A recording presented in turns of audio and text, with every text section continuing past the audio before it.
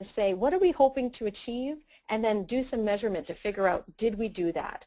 And the word fail is on there importantly because we need to be able to say, hey, that didn't work. Let's leave that behind and grow into new places. So don't forget that that is an important part of this. We're being innovative. Some things are bound to fail. It's just a matter of trying to take our steps slowly. Okay, so that's it for me.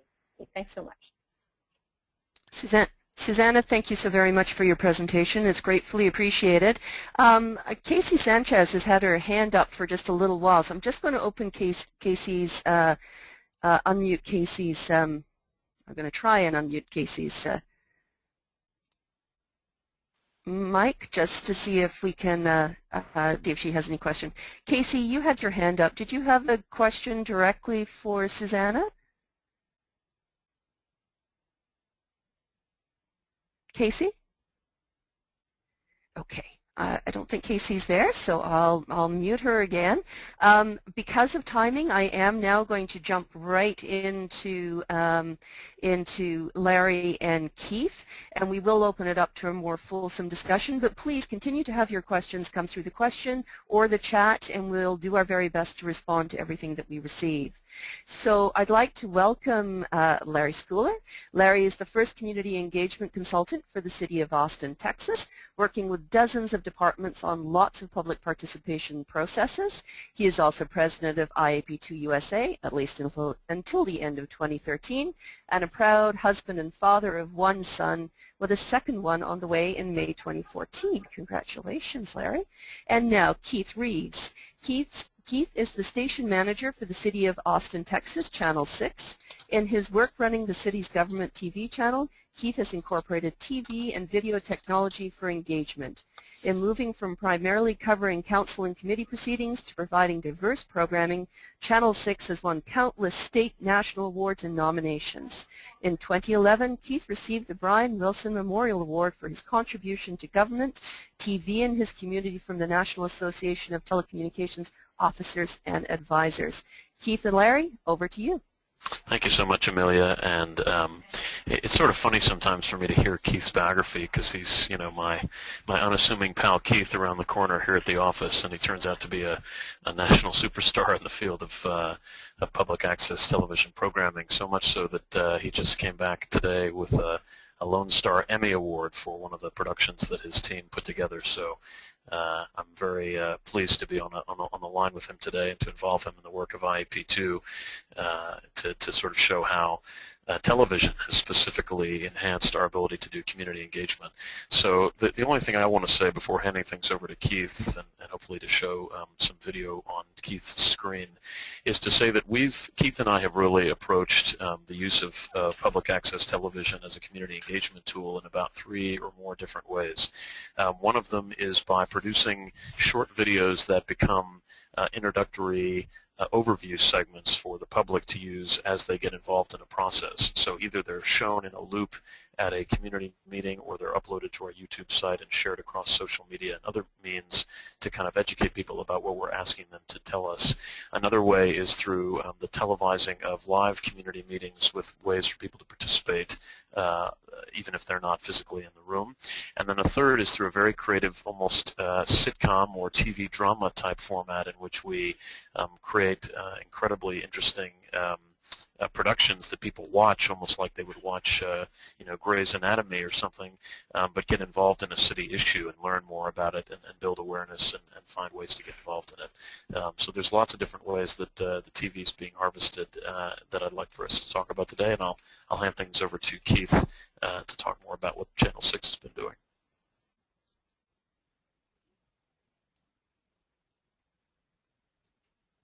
Keith?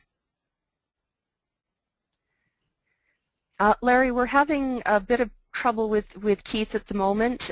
We can't see his screen, and he needs to unmute himself so that he can speak. Okay. I'm not sure what might be happening there. Now it looks like Keith has control of the screen. I don't know what's happening with his audio. Keith, are you there? Well, I'm going to go check on that. I'm not Yeah, sure. and we'll keep working to see if we can get Keith up, but Okay. but maybe. Well, it sounds like maybe he has just rejoined. I'm not sure. Let me, I guess, try to kind of give a little bit more of an overview as to what we're going to show today. So right now on the screen, you're seeing a YouTube version of a video that the Channel 6 production team introduced. Of course, I think most folks know, but I'll just quickly say that in most of the U.S. and Canada, city governments are able to utilize their own channel through relationship with the cable companies to program as they wish. And so most city channels often are rebroadcasting city council meetings or city council committee meetings or planning commission meetings, and the city of Austin does that. I think Keith even told me that we do more meetings than anyone in the country. We have so many boards and commissions and council meetings and so on. But I think what Keith has been able to do is to really think beyond just meeting broadcasts, because that doesn't fill an entire broadcast day, to think about what else the channel can do. And so we've, as I said, been producing videos like the one you see here, which is an overview to our Imagine Austin comprehensive plan. And the purpose of this video was both to share at community meetings and to upload onto a site where people were making comments online, to give them sort of an overview as to how they could contribute at this point in the process, basically to look at different growth scenarios. So let me pause here and see if Keith's audio is available and he can talk. Keith?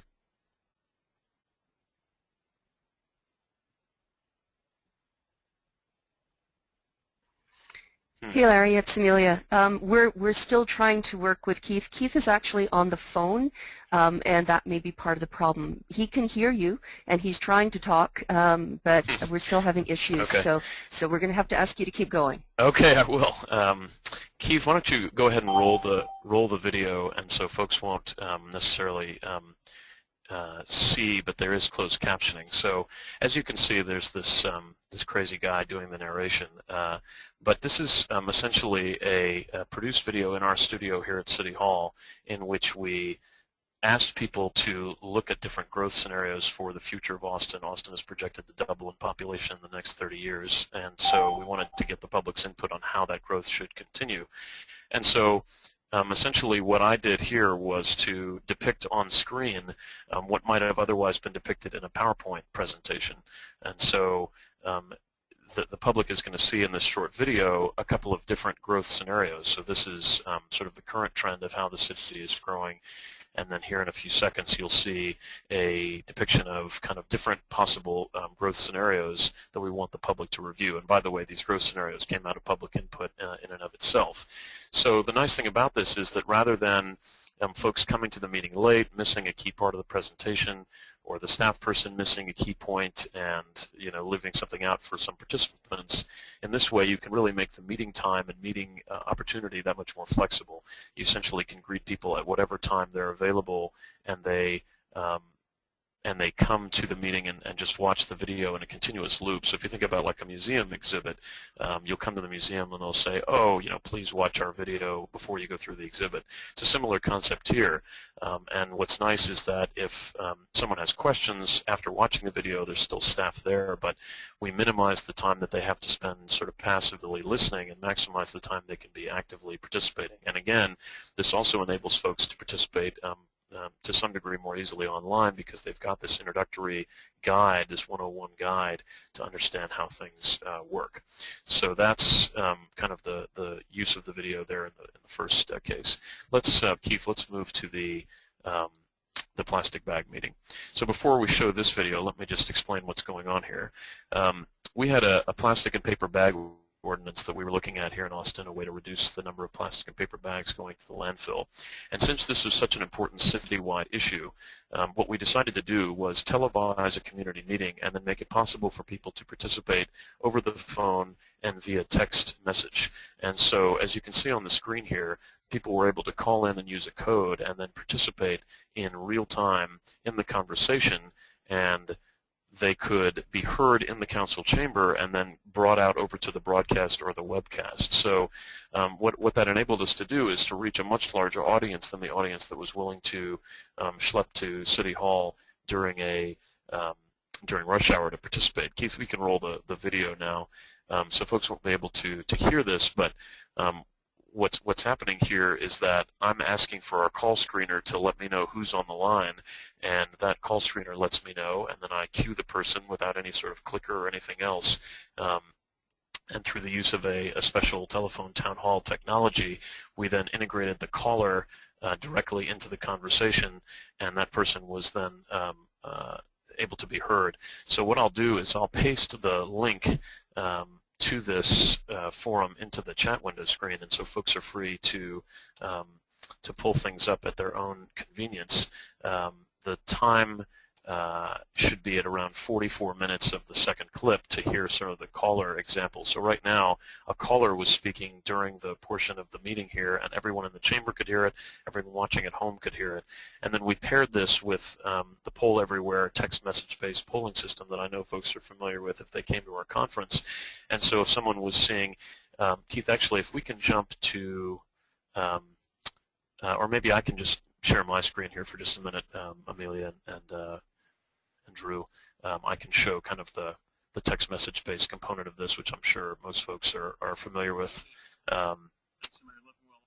Let me just show. So what happens is that the text message, as you can see here, this is what folks in the chamber could see, but also someone watching at home on their television or on web streaming could see as well. So anyone could vote, regardless of whether they were in the chamber or watching on television. They could participate. It didn't depend on clickers. It was a cloud-based, text message-based polling system. So for those folks that just had that kind of an opinion that they just wanted to share quickly, they could do so without having to attend the meeting, but just by texting or doing it from a web browser, or there was an option, I think, to tweet as well.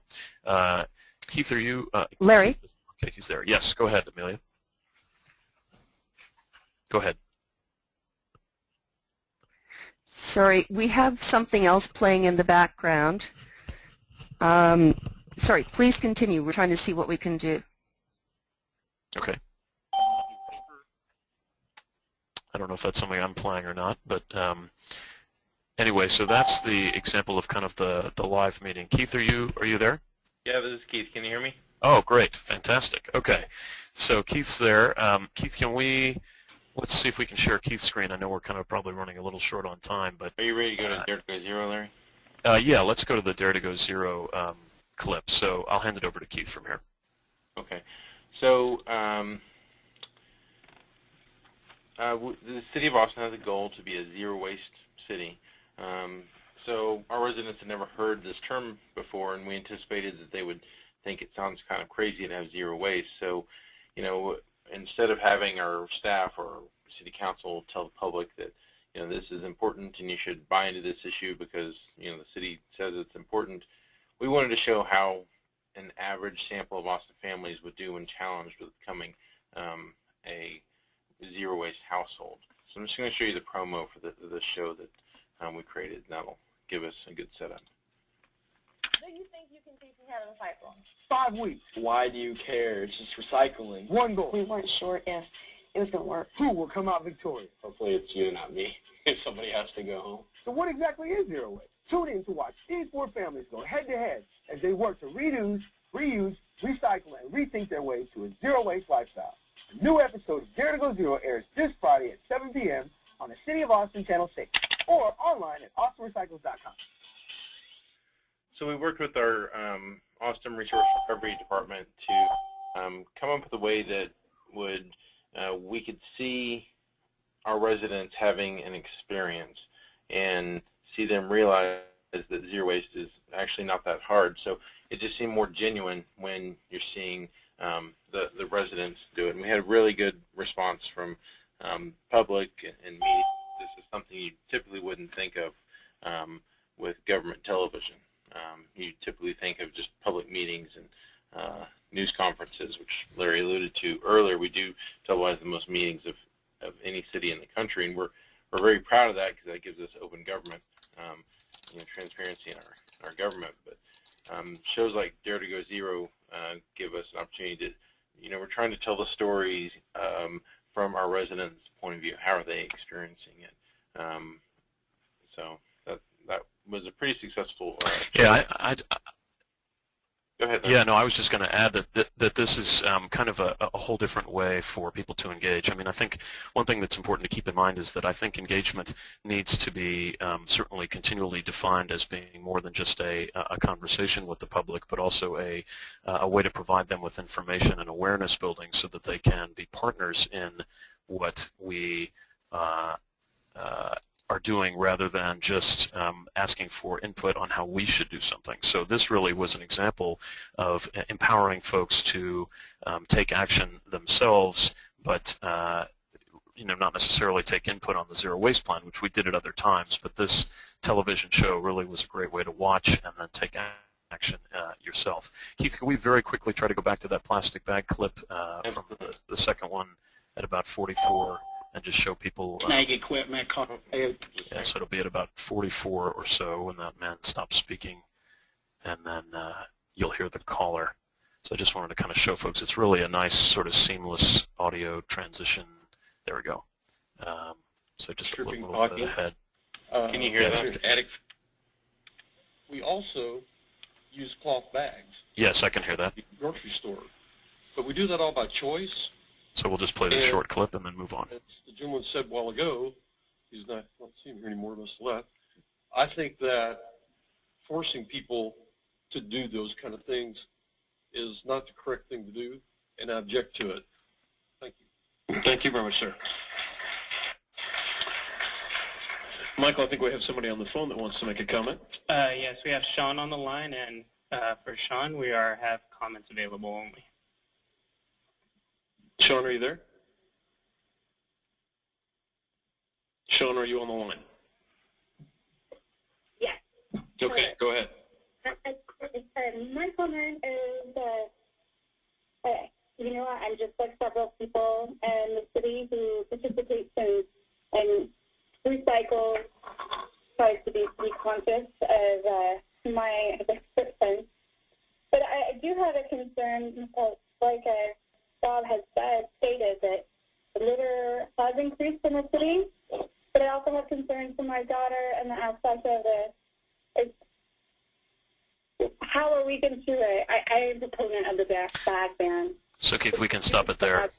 I apologize that it's a little bit difficult on a sort of a web stream that's being played over a speakerphone to hear the detail of what she's saying there, but the audio is actually quite clear in the chamber and over the TV in real time, and I can, as I said, I pasted a link that I think Amelia can hopefully paste to the rest of you. I can't paste to all, but hopefully she can.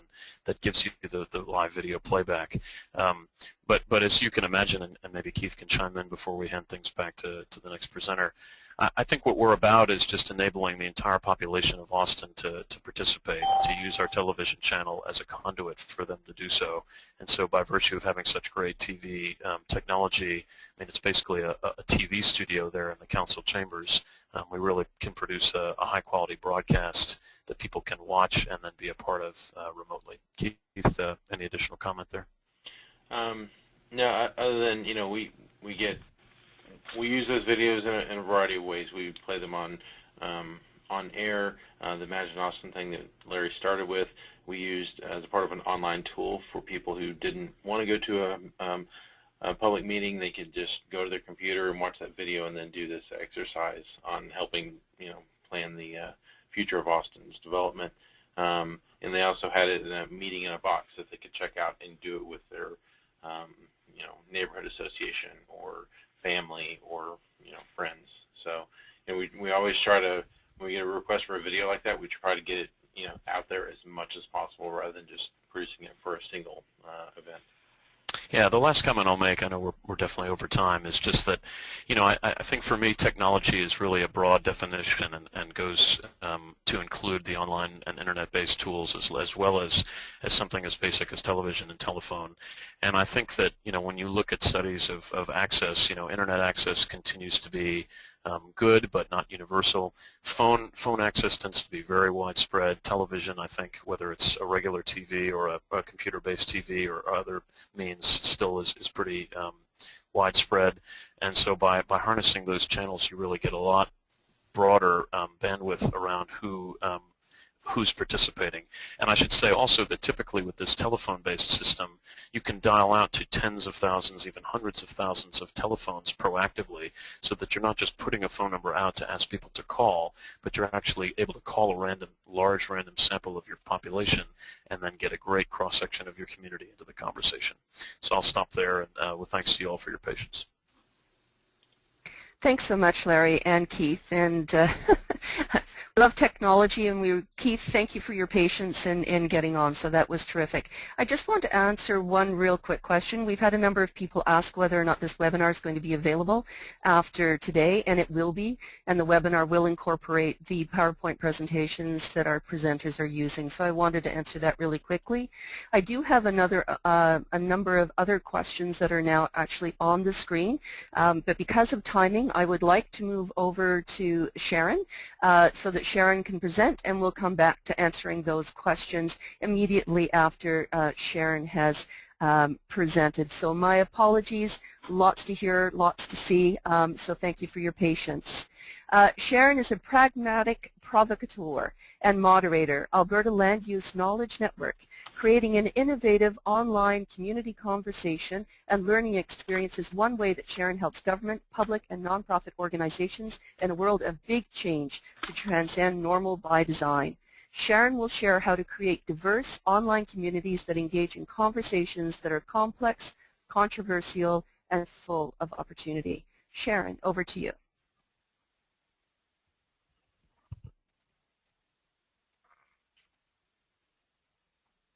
Sharon.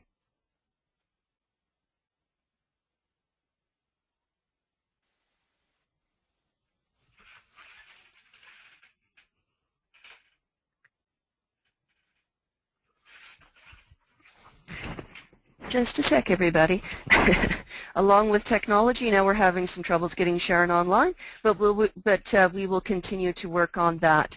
So while we are trying to get Sharon up, Sharon's just unfortunately gone offline, so we should have her back in just a minute. So I am going to ask some of the questions. Oh, Sharon is now online. And Sharon, can you hear me?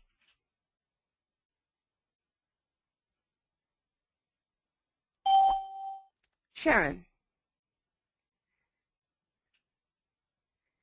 Sharon, can you hear me?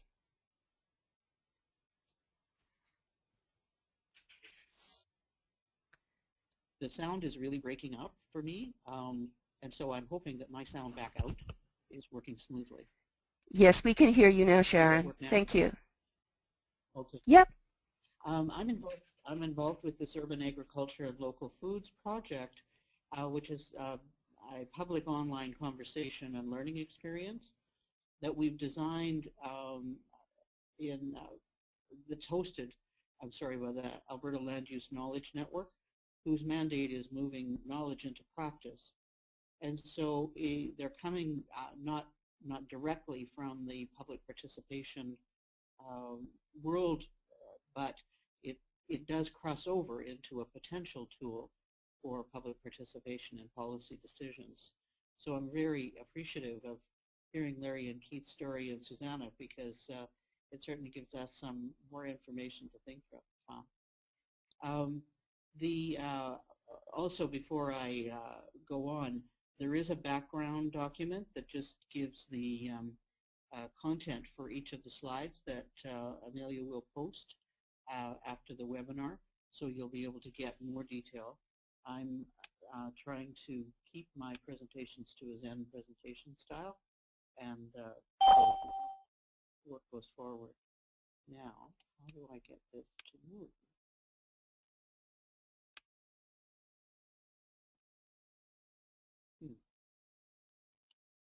There we are. The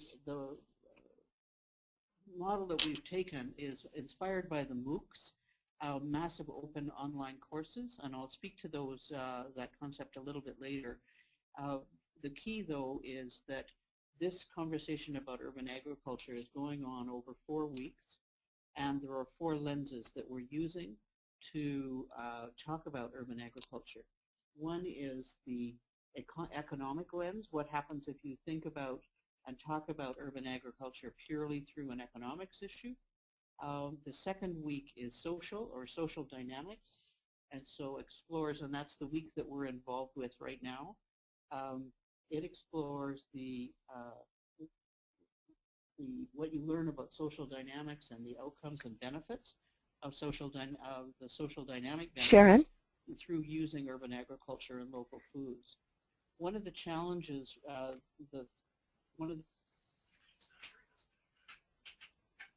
Hi, Sharon. It's Amelia. People are having a hard time hearing you, so if you could please speak as loud as possible.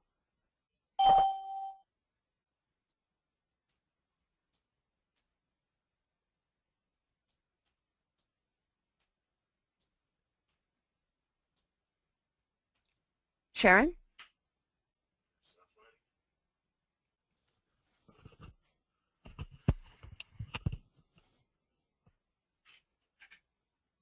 My apologies to everyone. We've just lost Sharon again. She seems to be having some issues with her connection, so we do apologize for that. While we're waiting for Sharon to come back, Sharon, are you there? I'm here and I've been talking away. Okay, we can't hear you, so if you could just speak loudly. Thank you. Well, can you hear me now? Yes, we can. Thank you. All the sound and everything is working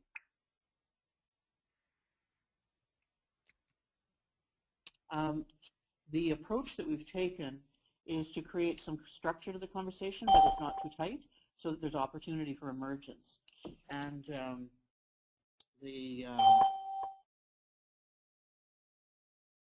is this you phoning? The challenge that we have is that, of course, the content has to come from different perspectives. And so we're using interesting presentation styles, stories and videos and so on that are in small, manageable pieces. And the content is intended to be catalytic, not didactic. And so we're trying to use the content as a way to stimulate, to engage in the online discussion part of it. And the assumptions that we have is that the content to inform and stimulate, plus the diversity of a peer-based conversation that encourages engagement. This is a prototype for us. I'm screaming now. Does this help if I scream? Susanna has suggested that I scream, so that's what I'm doing. Okay, I'll create my very big outside voice. The assumption that we have is that using interesting content, video and stories help people to engage in this process and in the online conversation. And so in that way, I think we've kind of moved into one of the pieces that Susanna talked about, was it was really important to have, for the broad-based people, things which will be immediately interesting. So we're working on a prototype, the evaluate, fail, and grow model. And so it's been fascinating, the things that we've already learned. The next thing, though, the other challenge is that I can't get my slides to move. But today, the technology is not helping. The third slide is one that says why and why now. The topic is, so part of the reason of why is the topic and the Alberta Knowledge Network's mandate. Its mandate is to move evidence into practice. And at this stage, while it has been a bit of a fad, or been considered a bit of a fad, but certainly a growth in interest and attention, and the issue is so widespread, other centers, other provinces have engaged policy issues of urban agriculture for some time, Vancouver and Toronto and other countries. And so there's an emergent community of practitioners who are at the early stages of figuring this out as a business, social enterprise, or as a community differentiator. So they information, the Land Use Knowledge Network was in that business of supplying it. And so we chose this online and discussion forum as a way to achieve both. The second reason is that the Land Use Knowledge Network's mandate is for developing and testing innovative ways of knowledge transfer, and certainly that lands over into the public participation space. And because urban agriculture is an emerging issue, not yet polarized, at least in Alberta, there are lots of people who can have a generative conversation and not just the polarized ones that tend to mark some kinds of citizen engagement. And so the Land Use Knowledge Network has a very robust content management system, and so all those foundational pieces that they built earlier in their life are much more solid now to be able to move onto this kind of digital app. And then we can use Flipboard and other sorts of ways of changing information, spreading information. And so we'll produce a summary, and all the participants will have a use for that, or they can use it in their own way. Some of them will use it for supporting policy decisions.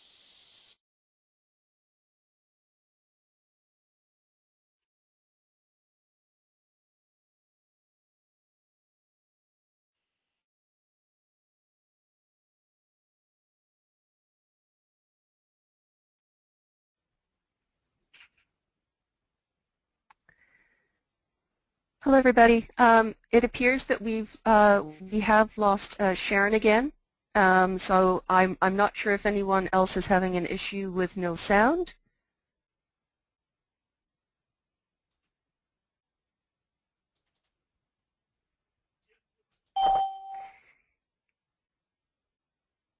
Sharon?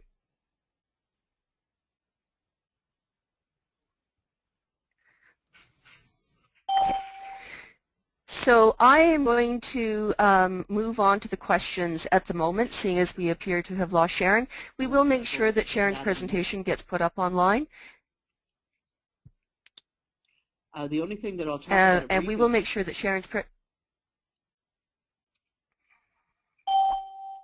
Okay, am I coming back in and out? Am I back now? There are three Yes, kinds you're back of MOOCs, now. and the one we're using, okay, there's three kinds of MOOCs. There's the one we're using is the network-based one that has been put in place by Athabasca University, George Siemens and company, not the content-based ones that you see out of Harvard and Stanford that are more didactic and instructivist. And so there are some keys to meeting the standard of being a massive open online course that are in the notes that you'll get after the workshop.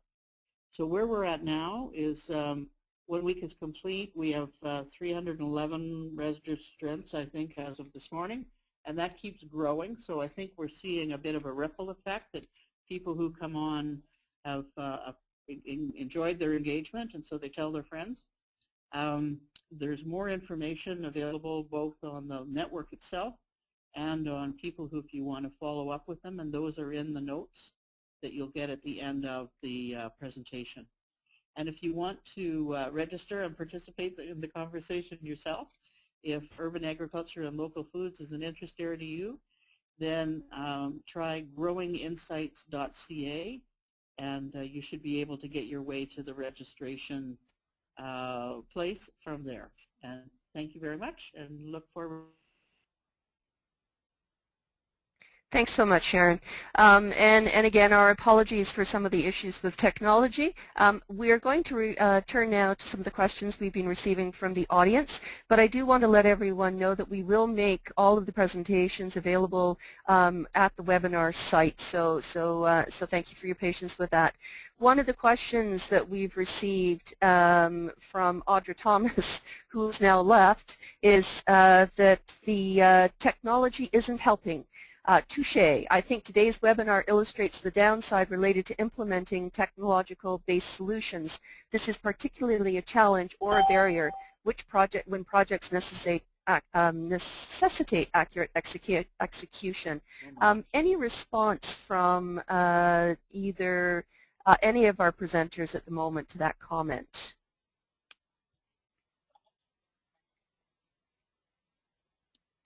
You've all been unmuted, or you can unmute yourself. So, Susanna, anything from you? Can you hear me okay, Amelia? Hey, Larry. Yes, we can. Yeah, so I'd like to respond to that. I certainly share everyone's frustration about the technological glitches that we've had today, but I would like to say that I think there are far fewer circumstances in which glitches of the kind we've been having today happen in the context of the sort of lower tech tools that we were talking about a little bit earlier. I'm not saying that to sound boastful or anything, but TV is obviously a much more tested medium. Regular telephone calls are much more tried and true platform, and so in the circumstances that we've had where we've been using sort of these lower end of the spectrum technological tools, we haven't had the same level of issue. I do think that you have to test any platform multiple times, and we certainly did in the case of the TV town hall to make sure everything would function smoothly. And you can't ever predict and be sure of a glitch-free performance. But the more familiar the professionals are with the technology that they're using, the more likely it is that you'll avoid glitches. And I think in this case, we're all using a platform essentially as experienced amateurs rather than as folks who helped build the platform or design it the way that our, Keith as a TV producer and our telephone town hall folks and others have done. So that might be a factor as well. Keith, I don't know if you had anything, or Susanna.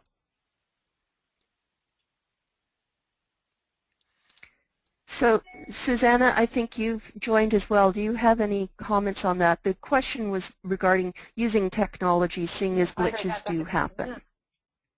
Yeah, thanks. I thought Larry did a great summary of, like, it is true that today was, lots of different moving parts, and testing is essential. I think the other thing is just being a little bit transparent about the experience, saying, we're doing our best here, thanks for your patience, and we're innovating and learning, and so there's bound to be mistakes that happen. And then having a backup system where possible. So for example, if you're using cell phones to vote, then have a paper system already thought out and ready to go, or if you are about to show a video, make sure somebody's able to talk to that, whatever it is, to have some kind of backup system. So I think that those are two things I'd think about. Good points. Thank you. So, Susanna, I have a question for you. Where did the engagement for all commitment levels diagram come from? Oh, that's my diagram. I can, I'll just put a little Creative Commons license thing on it when I post the slides, and you're welcome to use it yourself. And basically, I use Creative Commons as a way to say, I want people to get better at this practice, so please use this. Just let people know that it came from me, and if you're making money off of it, then you should kick me some cash. But if you're using it for your practice, particularly to improve public governance, please just use it and make, I hope it's useful for you. Thank you. Thanks so much, Susanna. If anyone has a question that they want to ask directly, please don't hesitate to put up your hand. Meanwhile, I'll keep going through the other questions. One of our speakers, David, is asking about the dilemmas with freedom of information and digital tools. So this really goes to either Susanna, you or Larry or Sharon, any comments about digital tools and freedom of information? Well, I'm not sure, I'm 100% sure of David's question, but if I'm understanding it right, I mean, the Freedom of Information Act certainly requires a government like Austin to release information, taken as public record and capture and archive it. So Keith can speak to this more, but I mean, I know that we keep a number of years worth of material from Channel 6 programming on file, both on the website and then at the Austin History Center, which is a physical library, and there's sort of time periods associated with how long that material is kept, but it's treated in some ways much the same way as a public hearing would be, in the sense that the record is preserved in that fashion. And the same goes for our use of the Granicus crowdsourcing page and some of our other online tools. The material is never deleted. It's archived and preserved. It may be hidden if we feel that it violates terms and conditions of the site and is leading to an unsafe atmosphere in that unique case, but it continues to be archived, preserved, and releasable, I believe. Keith, I don't know if there's anything more to add on that. Yeah, that's true. Everything that we've ever put on television since 1985 is archived at our Austin History Center. We're very fortunate that we have that resource. But since we've been streaming our channel live and posting things in the video archive online, we haven't deleted anything from that. Everything's, gavel to gavel. We don't edit the public meetings, at least. So, you can go onto austintexas.gov/channel6, and you can see public meetings since I think we started 2009, some of the meetings, 2011, all of our televised meetings started to be archived online. So we don't have any plans to take those offline. I'll just jump in and say Susanna, any comments? Yeah, one great tool for archiving social media interactions is Think Up app. And I'll just type it in to the chat, and then Amelia, maybe you can share it with all the participants. And so that's, if you're doing anything on Facebook or on Twitter, it's a wonderful tool that allows you both to capture it, store it for FOIPA, and also for analyzing what you've been hearing. And then there's nothing like, just having backup copies to make sure that you're tracking what's being said. And then the other thing I was thinking about, in addition to what these gentlemen just shared, is that to make it clear to folks what you are storing and what you're not. So to have a little description of, terms of use, and in that terms of use describes, what they can expect is being captured and stored and what's not. Thanks very much. So one more quick question. I noticed that we're now out of time, but I want to put one more question in, and then I want to turn to my thank yous. So the question is, are there any telecommunication companies offering engagement packages that combine webcasting, texting, phone calls, etc.? So Larry or Keith or Susanna, Amelia, anything that you are aware of?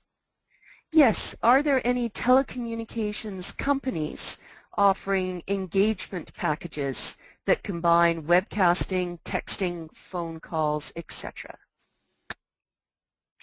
That's a wonderful question, and I haven't seen that, but that doesn't mean that it doesn't exist. I was talking to someone earlier today about some of the more consumer-based tools for web streaming that have become extremely inexpensive, even free, and very easy to use, like Ustream.tv and Livestream, which are incredibly easy. I mean, I've even used them for family events where I wanted family members who couldn't attend in person to be able to watch the event.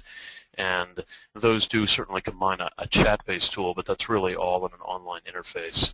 I have typically just been assembling a variety of different platforms into one spot rather than being able to package them all together per se. So that's a great question, and if anyone has ideas and thoughts on that, I'd be interested in learning more. Yeah, I also have not heard, this is Sharon, Susanna speaking, I also have not heard of any whole packages similar to that, so I would be curious to hear if people had. But I guess I have a bit of word of warning around these, like a whole package, is that what's great about it is that you don't need to pick and choose, and that often there's a lot of wraparound services provided. For example, if you think of Bang the Table, they also do comment moderation, and then they do some analysis of the content, which is great if you have a small team of people. Of course, one of the downsides of those kind of full packages is that it can be less flexible to your needs, and that also you might end up with tools that you're aren't exactly what you're looking for. So yeah, my personal approach is a little bit more like what Larry was talking about, is picking and choosing. But that does require a bit of somebody who has got a technical mind that can pull all the pieces together. Thanks. Thank you very much. And really thank you to everyone that have participated in today's conversation. I would like to sincerely thank Susanna, Sharon, Keith, and Larry for participating in today's webinar. And a big thank you to everyone that has joined us throughout the event today. Our apologies, as mentioned earlier, we apologize for some of the technical issues that we had. We continue to do dry runs and improve, but we thank you for your patience on this. As mentioned, we will be putting all of the information up onto the IAP2 USA and IAP2 Canada websites. We expect to have it up by Thursday. So I'd like to extend a sincere thank you on behalf of IAP2 Canada and IAP2 USA for joining us, and we hope that you have an absolutely wonderful day. Goodbye.